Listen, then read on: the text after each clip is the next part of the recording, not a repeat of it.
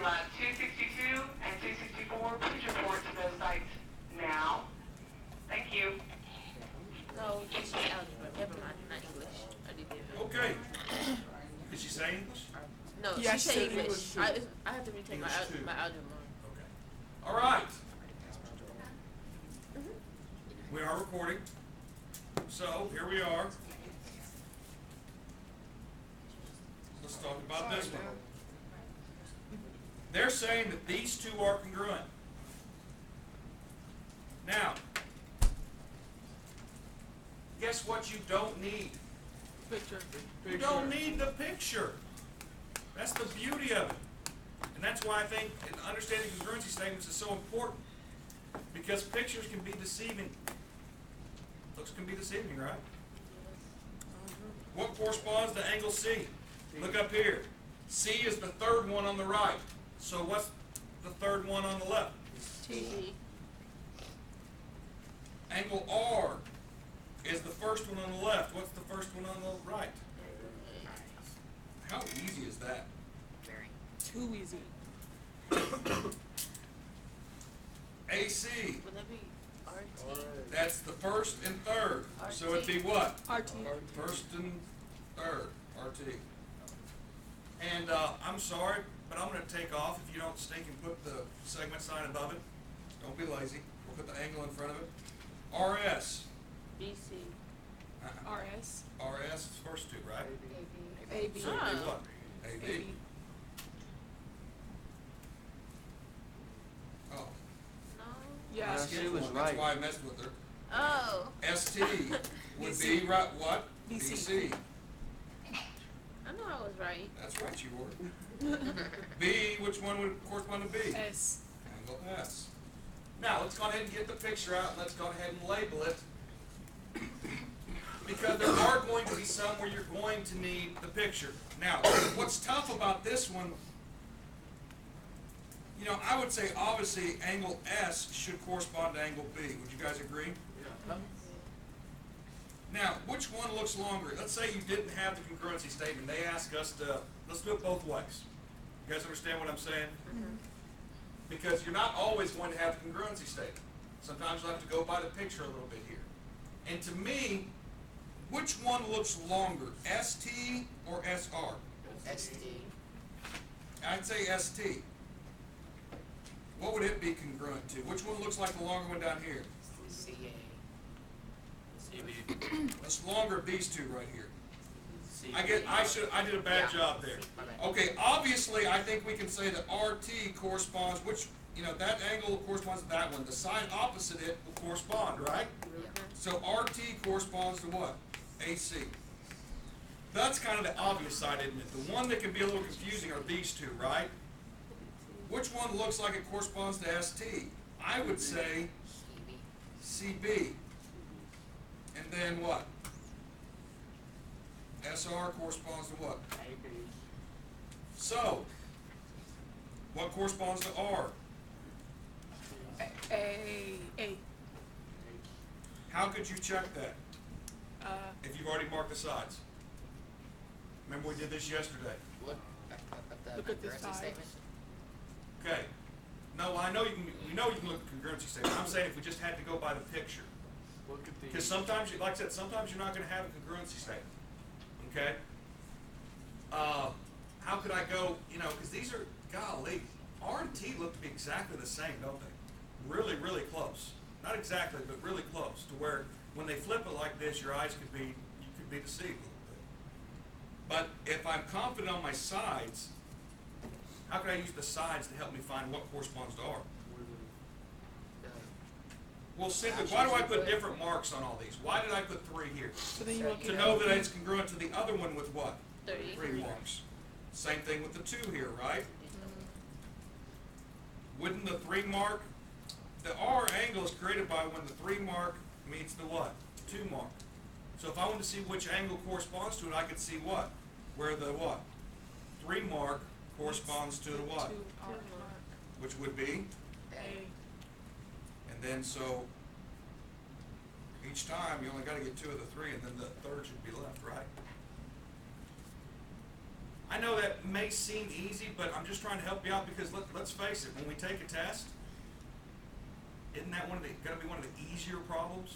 Hey, I don't want you messing up on those. We need to get the ones right for sure we can. Okay? Plus, if you understand the concept, it makes it a little bit easier. That you're comparing two triangles. Okay, complete each congruency statement. There's a lot of right answers here, isn't there? But there's a lot of wrong answers too. There's more wrong answers than there probably is right answers. When they don't just, I don't just have to name this one. Basically, I want to say that triangle, how do you want to name the top one? ABC. Is congruent to, now, let me advise you, a common thing. Have you noticed that a lot of times I always put them in alphabetical order? Does that mean that A corresponds to then D? No. Not necessarily. It may or it may not. But once you write how you're going to name this one, now that this one is written, you write the other one accordingly. I did A first, so what corresponds to A? That's the 1 mark for congruent, right? Yep. D, because D has the 1 mark there, right? What corresponds, the next one's B, what corresponds to B? What corresponds to C? F. Okay. It turned out to be that alphabetical order, which is, they're written like that a lot of the times, but please don't just assume it's that way. You'll be wrong.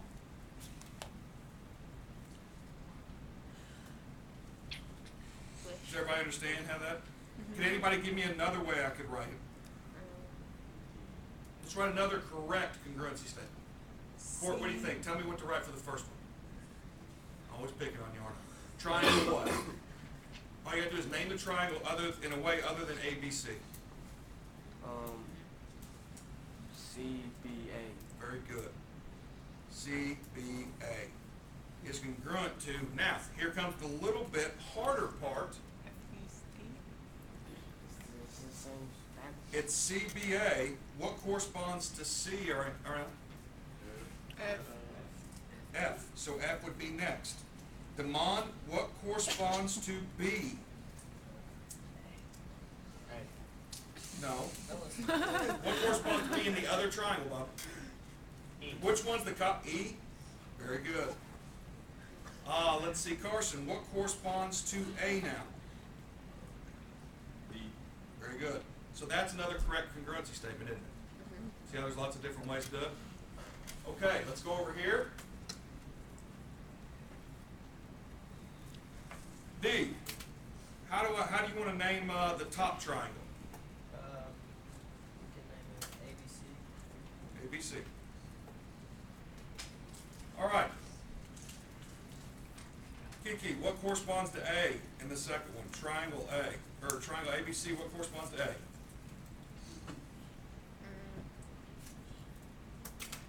Don't tell her, she can get it. She can see that there's 1 mark on the A, so it would correspond to what? D. Now, look at D. What's it congruent to? Uh-oh. It's congruent to It's B, gonna be- right? So what's congruent to A? E. Very good. So E goes there. Okay? Let's see. Parsons. What corresponds to B What corresponds to B? in the other triangle? What would I write next? D. Well, B is congruent to what? What does it say it's congruent to here?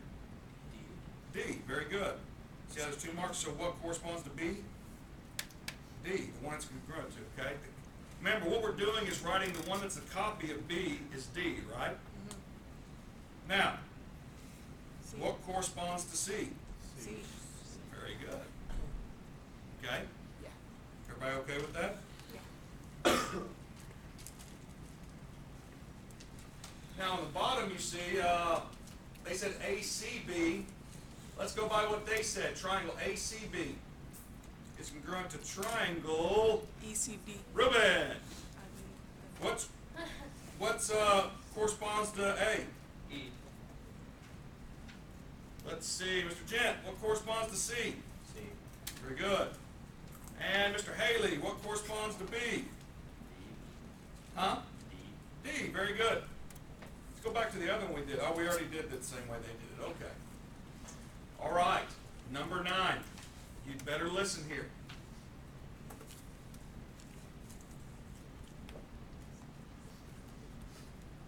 What does this look like? Hey, what kind of problem? Algebra. What do I probably need to create? An equation. What do I know about corresponding? You know, or first of all, you guys know with this, you'll see this here and there.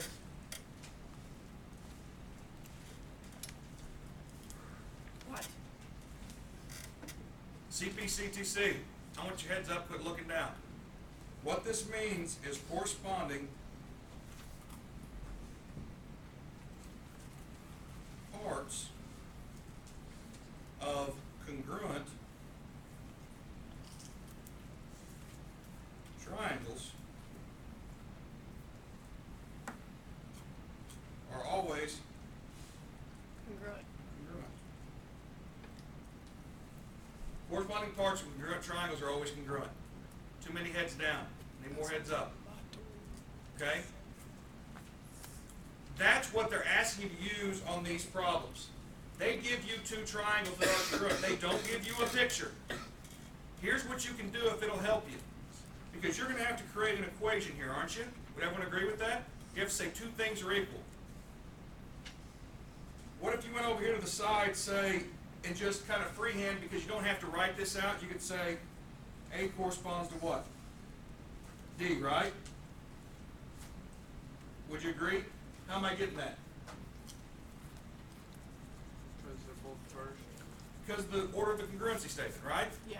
So A goes with B. B goes with what? C goes with what? F. Okay, as far as the sides are concerned, AB goes with what?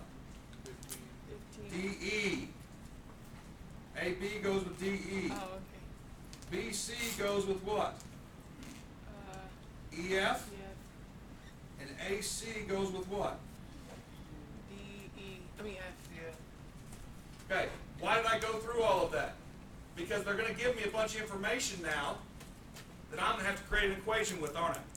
All the things I wrote down there, all those parts, these are angles, right? They're all what? Congruent, right? Eyes up here. I'm sick of telling you that over and over again. You can write it down, we're done. But I know most of you aren't doing the work. Some of you are doing their assignment. Okay. Hey, great answer, Ruben. Great answer. However, so when I look up here and I'm trying to figure out how to create an equation, when they say find x, FE, I got to see which one corresponds with FE. Does the order matter? No. Is FE the same thing as EF? Yep. Yes. So there's my one right there. I know that 3x minus 7 is equal to, because that's EF, equal to what? 20. No, tell me. BC. BC, whatever BC is, right? Yeah. Up here, do they tell me what BC is? Yes, 20. So did they give me a bunch of information I didn't need? Yeah. I had no use for this, and I had no use for that, did I? Yeah. Would you guys agree?